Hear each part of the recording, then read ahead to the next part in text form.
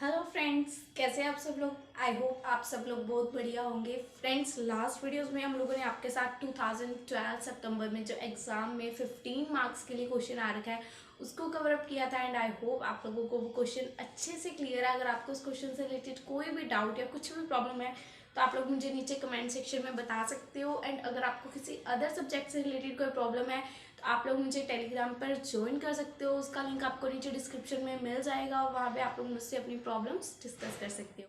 सो चलिए friends, question को start करने से पहले एक बार स्टेटमेंट को रीड आउट कर लेते हैं एंड देन क्वेश्चन को स्टार्ट करते हैं। Mister Z submit the following information for assessment year 2012 and 13 in respect of this property at Delhi. Fair rental value आपको गिवन है 3 लाख रुपीज़ की, म्यूनसिपल वैल्यू गिवन है 3,10,000 रुपीज़ की, स्टैंडर्ड रेंट गिवन है, actual rent given है। आप साथ साथ क्वेश्चन को सॉल्व करें सो इजी रहेगा हम लोगों के लिए भी। अब आपको ये फॉर्मेट तो पता है ना, क्वेश्चन को सॉल्व करने के लिए जो होता है। मैंने सबसे फर्स्ट वीडियो में आपको फॉर्मेट मतलब बता दिया था कि क्या क्या चीज़ें आपको करनी पड़ेंगी। अब देखिए, फर्स्ट आपको निकालनी होती है expected rental value. Expected rental value के लिए आपको क्या क्या वैल्यूज चाहिए होती हैं? Municipal value, fair rent value and standard rent value. तीन वैल्यूज आपको जरूरत होती है और तीनों इस क्वेश्चन में आपको गिवन है। देखिए, म्यूनसिपल वैल्यू गिवन है 3,10,000 की, तो हम लोग यहाँ पे वैल्यू लिख देते हैं 3,10,000।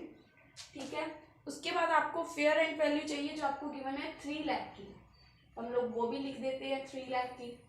ठीक है, अब हमने ये दूसरी वैल्यू लिख दी। अब तीसरी वैल्यू क्या चाहिए हमें? स्टैंडर्ड रेंट, तो वो है 3,50,000 की, हमने वैल्यूज पुट कर दी। अब हम इन तीनों में से एक्सपेक्टेड रेंटल कैसे निकालते थे हमने बहुत बार सीखा है। इन दोनों का comparison, whichever is higher. कौन सी हायर है? म्यूनसिपल वैल्यू, तो उसको रखेंगे हम लोग इसके ऊपर। म्यूनसिपल वैल्यू 3,10,000 एंड देन इसका कंपैरिजन करेंगे इसके साथ, और अब की बार देखेंगे हम लोग लोअर रेंट।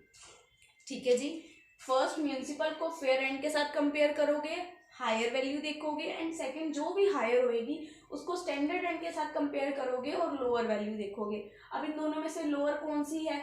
3,10,000, तो वो हो जाएगी हमारी एक्सपेक्टेड रेंटल वैल्यू। ठीक है जी, एक्सपेक्टेड रेंटल वैल्यू आपको समझ आ गई। अब उसके बाद देखिए, आपको एक्चुअल रेंट गिवन है 6 लाख का। एक्चुअल रेंट गिवन है आपको 6 लाख का, तो हमने 6 लाख की वैल्यू डाल दी यहाँ पे। अब उसके बाद नेक्स्ट पॉइंट में क्या बोल रहे हैं कि जो रेंट है वो अनरियलाइज कितना रह गया है? 50,000 का रेंट हमारा अनरियलाइज है। तो 6 लाख में से 50,000 कर देंगे हम लोग डिडक्ट, तो कितनी वैल्यू आ गई हमारी रेंट की? 5,50,000। 5,50,000। अब इन दोनों का कंपैरिजन करके हमारी थर्ड वैल्यू कौन सी निकलती है? Whichever is higher that should be gross annual value before vacancy. इन दोनों का कंपैरिजन करके whichever is higher that should be our gross annual value before vacancy. Whichever is higher 5,50,000, तो gross annual value आ गई हमारी 5,50,000। अब इसके बाद चाहिए आपको फॉर्मेट के अकॉर्डिंग वैकेंसी। अब इस क्वेश्चन में मैं आपको वैकेंसी दिखा रही हूँ, जी पॉइंट है, देखिए आपको स्क्रीन पे शो हो रहा है। Property remain vacant for the period of 3 months. Property हमारी वैकेंट कितनी देर के लिए रही है? 3 मंथ्स के लिए, 3 महीने के लिए। अब पूरे साल का रेंट कितना था? 6 लाख था पूरे साल का रेंट। यहाँ पे देखना, 6 लाख था पूरे साल का रेंट। ठीक है, अब इसको अगर आप डिवाइड बाय 12 करोगे तो आपके 1 मंथ का रेंट निकल आएगा। 1 मंथ का आपको इतना रेंट रिसीव हो रहा था, बट अब आपके घर में 3 महीने की वैकेंसी रही, तो 3 महीने आपको इतना रेंट रिसीव नहीं हुआ। 3 महीने के लिए आपका घर वैकेंट रहा, 3 महीने आपको इतना रेंट रिसीव नहीं हुआ, तो वैकेंसी क्या होगी?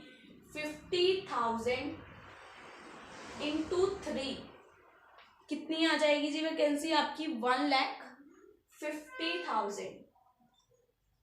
1,50,000 की वैकेंसी आ जाएगी। इसको माइनस करेंगे तो gross annual value after vacancy, gross annual value after vacancy निकल आएगी आपकी 4 लाख की।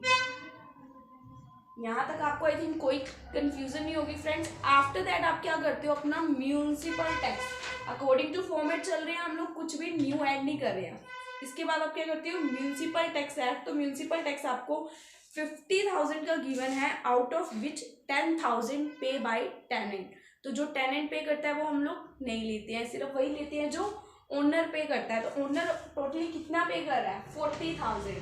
10,000 शुड बी पे बाय टेनेंट, तो उसको हम लोग नहीं लेंगे। नेट एनुअल वैल्यू कितनी आ जाएगी, 3,60,000। ठीक है जी। इसके बाद तो सिंपल है, आपको पता है डिडक्शंस अप्लाई करनी है। 30% ऑन NAV लगा दोगे तो आपकी वैल्यू कितनी आ जाएगी, 1,0,80,000। अब आप में से कई जाने ना अभी तक भाग चुके हैं कि हमें ये डिडक्शंस अप्लाई करनी आती हैं। बहुत सारे सियाने बच्चे हैं जो जा चुके हैं वीडियो को छोड़कर, बट उनके लिए ये थोड़ा सा अगला पॉइंट है जो ध्यान से देखना है। इंटरेस्ट ऑन लोन, ये आपको मिल रहा है प्रॉपर्टी के अगेंस्ट, आपको प्रॉपर्टी के अगेंस्ट लोन मिल रहा है for utilizing the construction of a new property. ये इंटरेस्ट ऑन लोन हम लोग यहाँ पे नहीं लेने वाले हैं, क्योंकि ये अगेंस्ट किसी प्रॉपर्टी के है और फॉर न्यू प्रॉपर्टी मिल रहा है।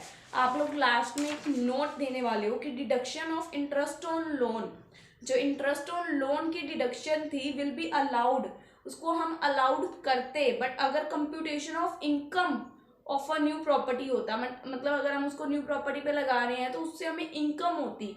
इसकी वजह से तो हमारी पुरानी प्रॉपर्टी भी हमने सेल कर दी, मतलब उसको गिरवी रख दिया, तो इसलिए हम लोग इस इंटरेस्ट ऑन लोन को यहाँ पे नहीं ले रहे हैं। तो इसको सिंपली आप लोग डिडक्ट कर दोगे, आंसर आ जाएगा 2,5,2,0,0 and 0। 2,52,000 should be our answer of this question. And आपकी आ जाएगी इनकम फ्रॉम हाउस प्रॉपर्टी, ये आपकी हो रही है इनकम। ठीक है गाइस, तो that's all for this video and I hope आपको ये वीडियो समझ आई है जो मैंने आपको समझाने की कोशिश की। अगर आपको इस वीडियो से रिलेटेड कोई भी डाउट है तो आप लोग मुझे नीचे कमेंट सेक्शन में बता सकते हो, एंड किसी अदर सब्जेक्ट से रिलेटेड कोई डाउट है तो आपको नीचे टेलीग्राम का लिंक मिल जाएगा, आप लोग मुझे वहाँ ज्वाइन कर सकते हैं एंड अपनी प्रॉब्लम्स डिस्कस कर सकते हैं। बाय बाय फ्रेंड्स, मिलते हैं आप लोगों से हमारी नेक्स्ट वीडियो।